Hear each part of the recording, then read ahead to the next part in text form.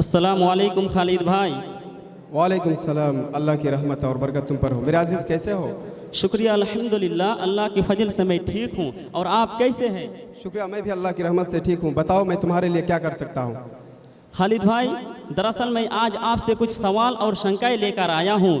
क्या आप मुझे बता सकते हैं कि आज़ादी की लड़ाई का असल मतलब क्या है? हाँ, क्यों नहीं, मैं पूरी कोशिश करूँगा। आप अपने सवाल रखें। धन्यवाद खालिद भाई।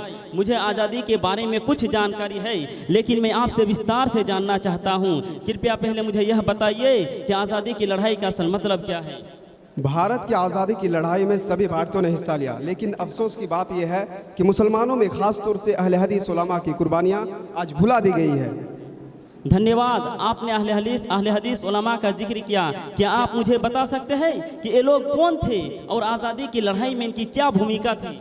ऐसे हालात में हमारे पूर्वजों ने देश को गुलामी से आज़ाद कराने के लिए अपनी जवानी बूढ़ी कर दी, जान कुर्बान की, कलम को तलवार बना लिया। अहले हदीस उलमा की ये कुर्बानियाँ आज भी तारीख का एक सुनहरा हिस्सा है। वो अक्सर कहा करते थे, सरपरोशी की तमन्ना अब हमारे दिल में है, देखना है जोर कितना बाजू ये कातिल में है। इस मुहिम में जो बड़े नाम हैं, इनमें प्रमुख है शाह इस्माइल शाहिद देहलवी, सैयद अहमद बरेलवी, मौलाना इनायत अली सादिकपुरी, मौलाना बिलायत अली सादिकपुरी और इनके अलावा सैकड़ों नहीं बल्कि हजारों अहले हदीस उलमा आज़ादी की पहली कतार में खड़े थे। ठीक है भाई, मुझे अहले हदीस उलमा की भूमिका समझ आ गई, लेकिन क्या आप मुझे बता सकते हैं कि देश को आज़ादी दिलाने की इस मुहिम की शुरुआत किसने की? बिल्कुल, दरअसल भारत को ब्रिटिशों से आज़ाद कराने की आधिकारिक शुरुआत शाह अब्दुल अजीज़ मुहद्दिस देहलवी के फतवे से हुई। उन्होंने कहा कि भारत अब दारुल हर्ब बन गया है, यानी ऐसा इलाका जहां इस्लाम की इबादत की आज़ादी नहीं है।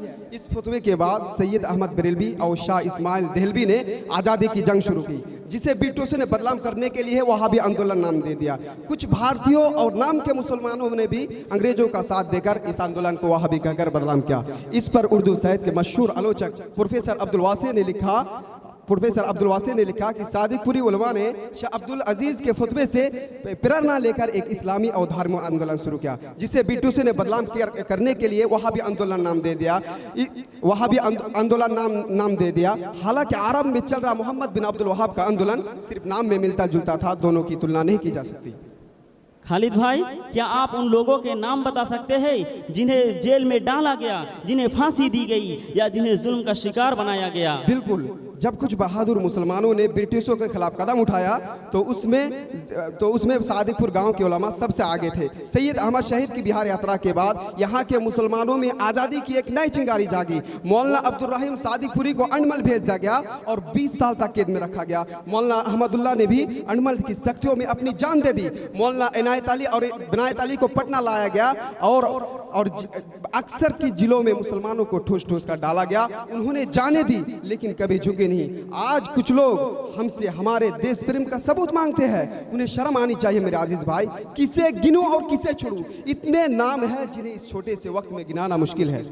अच्छा भाई, मेरा आखिरी सवाल मौलाना अबुल कलाम आज़ाद की आज़ादी की लड़ाई में भूमिका को लेकर है। क्या आप इस बारे में कुछ बता सकते हैं? हाँ, क्यों नहीं। मौलाना अबुल कलाम आज़ाद एक महान व्यक्ति थे जिन्होंने भारत के संविधान निर्माण में भी बड़ा महत्वपूर्ण भूमिका निभाई। वो एक प्रोफेसर, पत्रकार, जबरदस्त नेता, आदर्श विद्यमान और शानदार शिक्षाविद थे।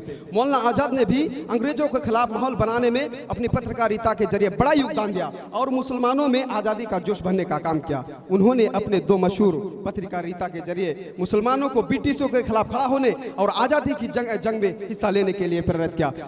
ब्रिटिश हुकूमत इनसे इतनी डरी हुई थी कि उन्होंने मौलाना को जेल में डाल दिया। इस दौरान उनकी पत्नी का भी निधन हो गया। इन सब कठिनाइयों के बावजूद मौलाना आज़ाद की हिम्मत और इरादों में कोई कमी नहीं आई और वो अंततः भारत को आज़ादी दिलाने वालों में शामिल हुए। ऊपर जिन मुस्लिम नेताओं और उलमा का जिक्र हुआ, इनके अलावा और भी बहुत से स्वतंत्रता सेनानी है, जैसे गांधी जी, सुभाष चंद्र बोस, पंडित जवाहरलाल नेहरू। इन्हें भी आज़ादी की राह में काफ़ी संघर्ष करना पड़ा। मैंने विशेष रूप से मुस्लिम उलमा का जिक्र इसलिए किया ताकि कोई ये ना कह सके कि भारत की आज़ादी के लिए मुसलमानों ने कुछ नहीं किया। मैं अपनी बात का समापन पंडित जवाहरलाल नेहरू के एक विचार से करना चाहता हूँ, जो उन्होंने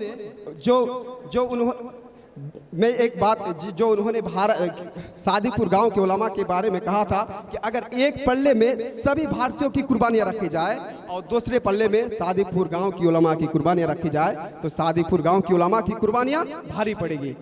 धन्यवाद खालिद भाई, आपने सच में मेरी सारी शंकाएं दूर कर दी और आज़ादी की लड़ाई को लेकर मेरी समझ को और भी मजबूत बना दिया। अल्लाह हमें इस खूबसूरत देश में प्यार और भाईचारे के साथ जीने की तौफीक दे। आपका भी शुक्रिया।